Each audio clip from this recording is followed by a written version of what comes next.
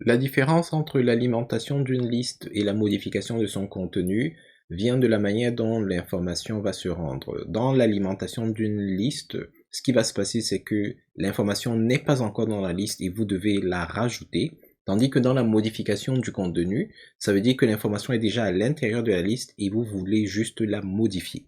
Donc revenons par exemple sur notre liste de contacts. Supposons que certains contacts que nous avons rajoutés n'étaient pas corrects. Donc, pour pouvoir modifier le contenu d'une liste, la première des choses à faire à partir de Microsoft List, c'est d'ouvrir la liste qui contient l'information ou les informations à modifier. Donc, dans notre cas, ce sera des mots contacts ici. Et lorsque vous avez ouvert la liste, la deuxième chose à faire, c'est de trouver l'enregistrement qui est problématique. Donc, supposons que ce soit Zorbax Luminos ici là qui c'est pas bien écrit. Imaginons qu'au lieu de Luminos, c'était Luminas. Ok. Donc, pour pouvoir faire cette modification, vous avez plusieurs options. Donc, vous pouvez cliquer sur les actions qui sont associées à l'enregistrement qui vous intéresse. Vous cliquez dessus. Dans le menu contextuel, vous allez cliquer sur modifier. L'autre méthode aurait été de sélectionner l'enregistrement au complet en cliquant sur, il y a une zone qui est ici juste à l'extrême gauche de chaque enregistrement. Donc vous cliquez sur la marque qui est là. Ça va sélectionner l'enregistrement dans son intégralité. Et quand vous faites cette sélection, au niveau du menu associé ici, vous avez un bouton modifier qui est le même que celui-ci. Vous avez également la possibilité de cliquer avec le bouton droit sur l'enregistrement qui a été sélectionné et vous venez prendre modifier. Toutes ces opérations conduisent à la même situation. Ce que ça va faire, c'est que ça va ramener votre formulaire. Alors, suivant votre expérience, soit le formulaire va apparaître au centre, soit il va émerger de la droite.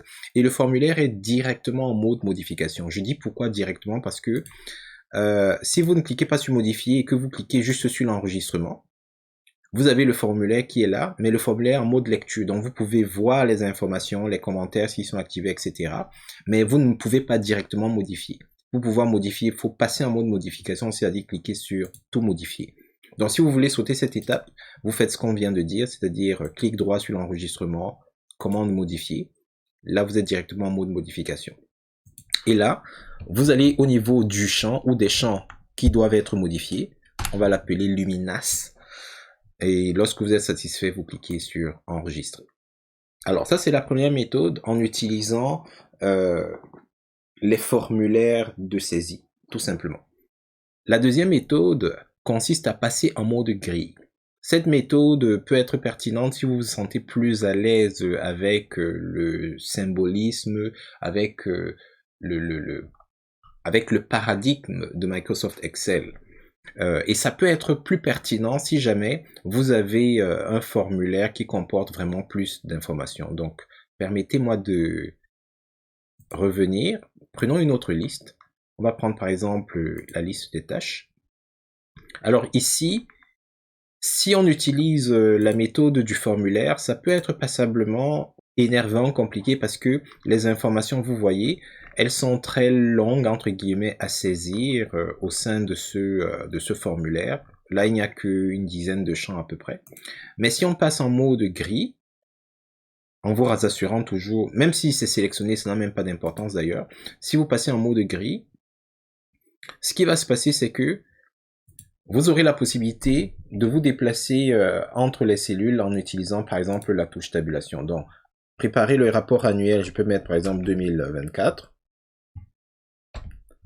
Donc, si vous appuyez sur tabulation, vous êtes déjà dans la cellule d'ensuite, etc., etc. Vous pouvez faire vos modifications. Donc, ça peut être un peu plus pertinent. Par contre, lorsque vous êtes en mode gris, ce n'est pas juste cet enregistrement qui est activé. Comme vous pouvez le constater, tous les autres enregistrements, toutes les autres cellules sont en mode modification.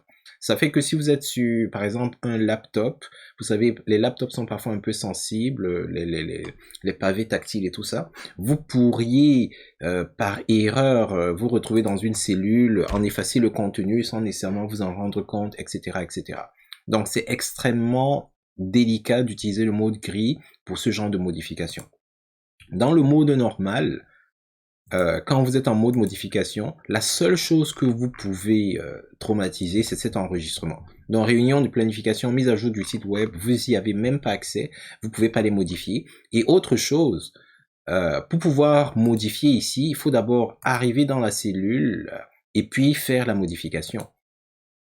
Donc, même ici, là, il y a plus de sécurité qu'avec le mode gris. Donc, choisissez bien attentivement la méthode dont vous allez vous servir. Mais voilà à peu près les outils dont vous pouvez vous servir pour faire vos modifications.